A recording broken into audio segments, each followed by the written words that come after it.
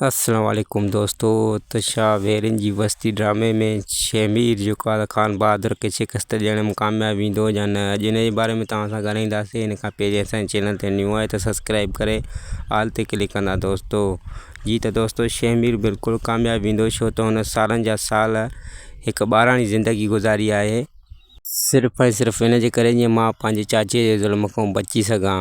जीअं त पंहिंजे भाउ खे ख़ान बहादुर माराए ऐं मिल्कियत ते कब्ज़ो करे वेही रहियो आहे ऐं शेरोज़ ख़ान ऐं ख़ान बहादुर हुनखे ज़हनी तवाज़ुन जो मरीज़ सम्झी ऐं शहर में रहायो हो, जेको हाणे ॻोठु पहुची चुको आहे। ऐं हुनजी सचाईअ जी ख़बर शाह मुराद जी सॼी फैमिली ऐं रुख़सार खे बि पइजी चुकी आहे, जेका हुनजी चाची आहे ख़ान बहादुर जी घरवारी।